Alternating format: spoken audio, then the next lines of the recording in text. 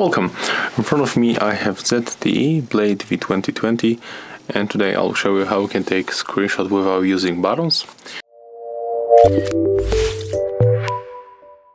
So we are going to make the gesture screenshot. You have to go for the settings, and right now we have to go for features and go for the gesture and emotion.